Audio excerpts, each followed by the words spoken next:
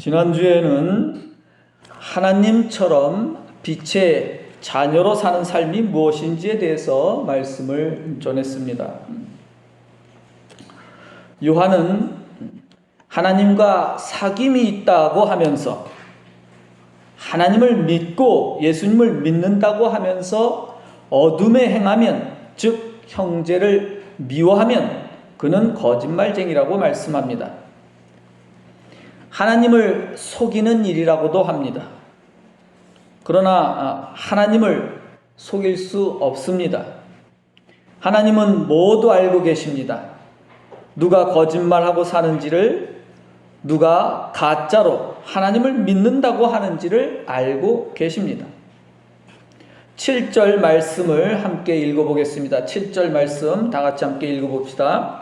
그가 빛 가운데 계신 것 같이 우리도 빛 가운데 행하면 우리가 서로 사귐이 있고 그 아들 예수의 피가 우리를 모든 죄에서 깨끗하게 하실 것이요. 무슨 뜻입니까? 첫째는 하나님께서 빛 가운데 계신 것 같이 우리도 빛 가운데서 이웃을 사랑하며 살아간다면 우리는 서로 사귐이 있다고 하는 것입니다. 둘째는 우리가 하나님처럼 빛 가운데서 이웃을 사랑하며 살아간다면 예수님의 피가 우리를 모든 죄에서 깨끗하게 하실 것이라는 말씀입니다. 예수님의 피가 깨끗하게 한다니까 여러분, 이건 다 상징입니다. 무슨 예수님의 피가 지금 있지도 않거니와 무슨 피로 갔다가 우리가 목욕을 한 그런 것을 생각하는 건 아니죠. 그거는 유치원 학생들이나 그렇게, 유치원 애들이나 그렇게 생각하는 것이지, 이것은 굉장한 상징을 가지고 있습니다. 매우 어려운 뜻입니다. 사실은 여러분들이 쉽게 막 찬송으로 부르는데 사실 아무도 이 의미를 제대로 알지 못하고 사실 부르는 겁니다. 그래서 제가 그런 찬송 잘 안 부릅니다. 왜냐하면 잘 모르고 너무 많이 오해가 되어 있기 때문에 그렇습니다. 이것이 무엇을 의미하는지 오늘 말씀을 통해서 여러분들이 조금 깨닫기를 바랍니다. 자, 이웃을 사랑하는 일이 곧 이웃과 사귀는 일입니다. 다른 사람을 미워하면 사귈 수 없다고 합니다. 미움을 버려야 합니다. 어떻게 미움을 버릴 수 있습니까? 다른 사람의 잘못을 용서하라고 예수님께서 말씀하십니다. 따라서 용서함으로써 미움을 버릴 수 있습니다. 용서하지 못한 사람은 역시 미움을 버리지 못한 사람입니다. 그는 결국 하나님께 자기 죄를 용서받지 못한다고 예수님께서 말씀하십니다. 우리가 하나님께 죄를 용서받을 수 있는 방법이 뭡니까? 여러분들은 어떻게 알고 있습니까? 하나님처럼 빛으로서 이웃을 사랑하는 일입니다. 사랑하는 일은 이웃의 잘못을 용서하는 일에서 시작합니다. 사랑하는 일은 가장 먼저 용서하는 일입니다. 따라서 내가 미움을 버리고 이웃의 잘못을 용서하면 예수님의 피가 우리를 모든 죄에서 깨끗하게 하실 것이라는 말씀입니다. 내가 먼저 이웃의 잘못을 용서하면 하나님께서도 내 잘못을 용서하신다는 말씀입니다. 내가 먼저 이웃을 용서해야 하나님께 용서받을 수 있습니다. 따라해 볼까요? 용서하는 일이 용서받는 일이다. 뒤집으면 안 됩니다. 다시 한번 해봅시다. 용서하는 일이 용서받는 일이다. 이것이 예수님께서 가르치신 말씀입니다. 베드로가 예수님에게 이렇게 묻죠. 제가 그러면 형제의 잘못을 몇 번이나 용서해야 됩니까? 7번 정도면 될까요? 이렇게 물어봤습니다. 베드로 생각에는 7번이면 참 많이 한 거다. 많이 한 거죠. 사실 엄청나게 용서한 겁니다. 여러분들 7번 정도 용서해 보셨습니까? 엄청 많이 한 겁니다. 한 번도 어려운데 7번 정도면 충분합니까? 뭐 이런 거죠. 예수님의 대답이 무엇입니까? 7번을 70번까지라도 용서하라 이렇게 말씀하셨습니다. 이 말씀에서 볼 수 있는 것은 용서는 단 한 번에 끝나는 일은 아니다 이렇게도 볼 수 있습니다. 용서는 계속해서 끊임없이 해야 하는 일이라는 뜻입니다. 예수 믿는 사람들은 용서하는 일을 가볍게 여깁니다. 사실 교회에서 잘 가르치지 않았기 때문이라고 저는 생각합니다. 그렇기 때문에 용서할 생각은 조금도 하지 않고 용서받기를 기도합니다. 죽어라 하고 하나님께 죄 용서받기를 기도합니다. 예수님께서는 용서하는 일 없이 용서받는 일 없다고 분명하게 말씀하셨습니다.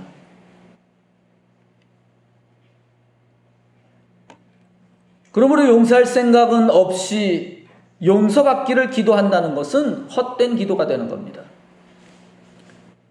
교인들의 심각하고 큰 문제는 그런데 내가 무슨 죄를 지었는지 깨닫지 못한다는 것입니다. 제가 늘 하는 말씀입니다. 자기 죄를 깨닫지 못하기 때문에 하나님께 죄를 고백하고 용서를 구할 수가 없는 것입니다. 용서받지 못하면 결코 하나님 앞에 설 수 없습니다. 하나님께 가까이 갈 수가 없습니다. 죄를 씻지 못한 더러운 몸으로는 거룩한 하나님을 어찌 만날 수 있겠습니까? 똥 묻은 옷을 입고 대통령 만날 수 없는 것과 같습니다. 따라서 내 죄를 용서받지 못한 상태로 하나님께 드리는 예배와 기도는 모두 헛된 것임을 깨달아야 합니다. 내가 빛 가운데 살지 않으면서 이웃을 사랑하며 살지도 않으면서 이웃의 잘못을 용서할 줄도 모르면서 하나님 앞에 설 수 없다는 말씀입니다. 8절에 이렇게 말씀합니다. 만일 우리가 죄가 없다고 말하면 스스로 속이고 또 진리가 우리 속에 있지 아니할 것이요. 10절에서는 이렇게 말씀합니다. 만일 우리가 범죄하지 아니하였다 하면 하나님을 거짓말하는 이로 만드는 것이니 라고 말씀합니다. 내 죄를 깨닫지 못하고 스스로 죄가 없다고 믿는 사람은 스스로 속이는 사람입니다. 그 안에는 진리, 곧 성령이 없습니다. 하나님의 말씀이 없습니다. 사랑이 없습니다. 더욱이 나는 죄를 지은 일이 없다고 생각하거나 믿는다면 그는 하나님을 거짓말하는 이로 만드는 것입니다. 세상에는 온통 이런 사람들 뿐입니다.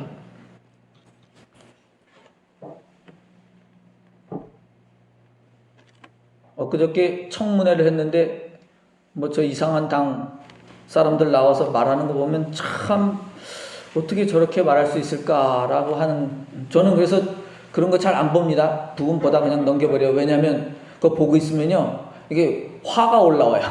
막 머리가 뜨거워지고 그래서 보다가 꺼버려요. 그리고 나중에 그냥 정리된 것만 조금 봅니다. 그러고도 다 안 봐요. 그런 거는 자꾸 그 마음이 악하게 돼요. 그런 걸 보면. 그래서 잘 안 봅니다. 실제로 잘 보는 것 같아도 막 말을 막 하는 사람들 이야기들은 잘 안 들어요. 물론 들어야 될 때도 있지만 너무 말이 안 되기 때문에 어쨌든 그런 사람들은 정말 스스로 죄가 있다고 생각하지 않는 사람들, 스스로 깨끗하다고 믿는 사람들인 것 같습니다. 그런데 남의 죄를 들춰내려고 끊임없이 떠들어댑니다. 그것은 하나님을 거짓말하는 자로 만드는 것이라고 요한은 말합니다. 그것은 하나님을 부정하고 하나님을 모독하는 일이라는 겁니다. 스스로 자기 죄를 깨닫지 못하고 잘못이 없다고 믿는 사람은 특히 어때요? 다른 사람의 잘못은 매우 잘 보고 잘 지적합니다. 자기 눈에 들보는 못 보고 남의 눈에 티는 잘 보는 사람이라고 예수님께서 말씀하셨습니다. 그는 이웃의 잘못을 용서할 줄 모르는 사람입니다. 따라서 그는 결코 하나님께 잘못을 용서받지 못합니다. 용서받지 못한 사람은 결코 하나님 안에 살지 못합니다. 빛 가운데 살지 못합니다. 형제를 미워하며 잘못을 용서하지 않기 때문입니다. 9절 말씀 또 함께 읽어보겠습니다. 9절 말씀입니다. 함께 읽어봅시다. 만일 우리가 우리 죄를 자백하면 그는 미쁘시고 의로우사 우리 죄를 사하시며 우리를 모든 불의에서 깨끗하게 하실 것이요. 죄를 자백하면이라고 합니다. 죄를 자백하면. 죄는 자백하는 것입니다. 자백이란 자기의 허물이나 죄 따위를 스스로 고백하거나 인정하는 행위라고 말합니다. 내가 저지른 잘못을 스스로 깨달아야 자백할 수 있습니다. 깨닫지 못하면 결코 자백할 수 없습니다.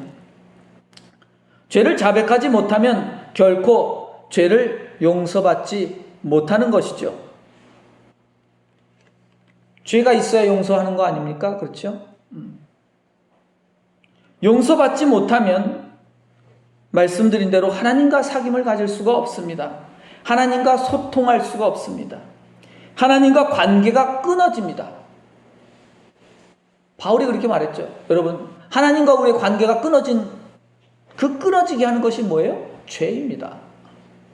그러니까 그것이 회복되지 않으면, 그 용서가 되지 않으면 그 끊어진 관계가 연결될 수가 없는 겁니다.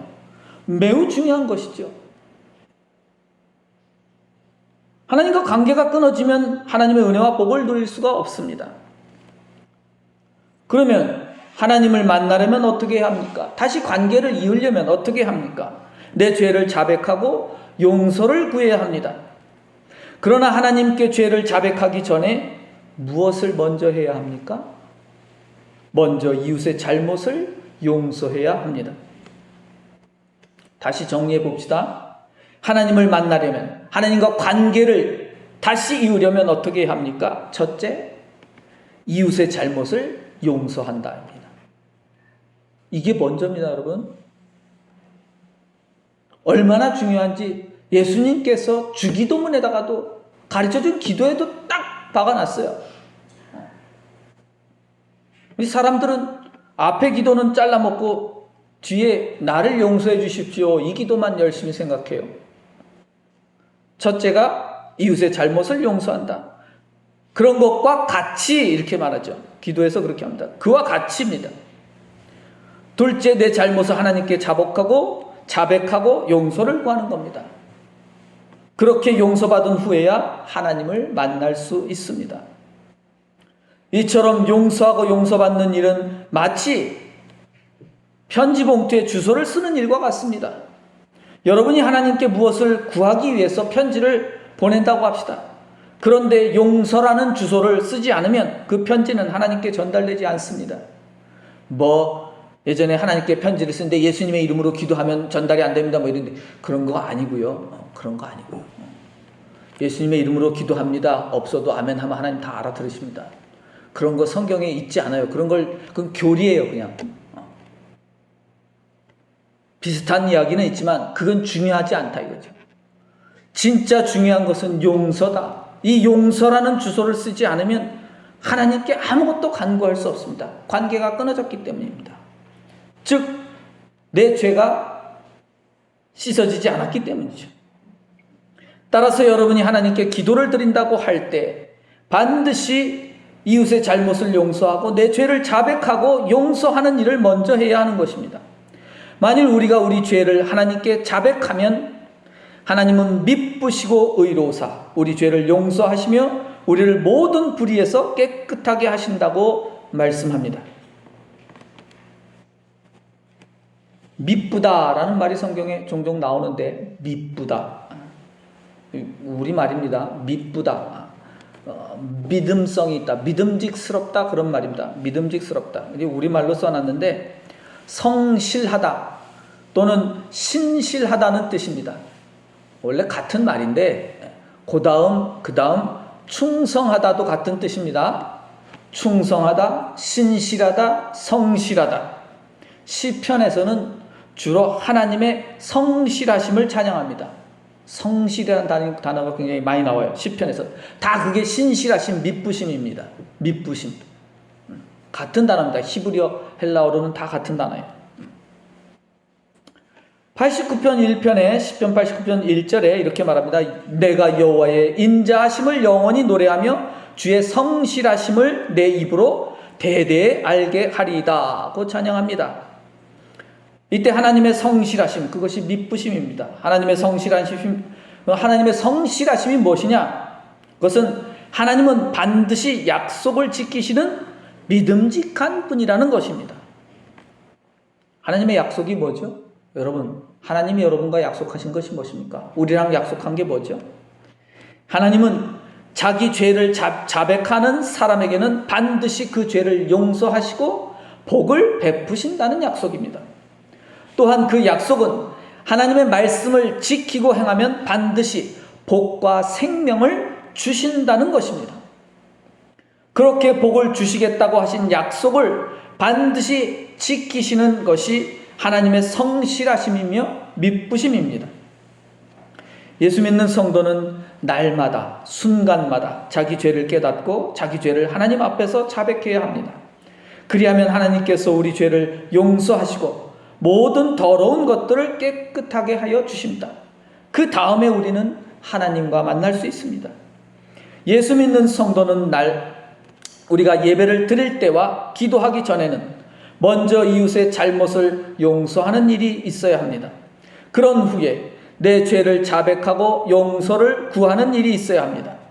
그럴 때에만 하나님을 만날 수 있고 또한 하나님과 관계를 이을 수 있고 하나님의 복을 누릴 수 있다는 점을 기억하시기 바랍니다.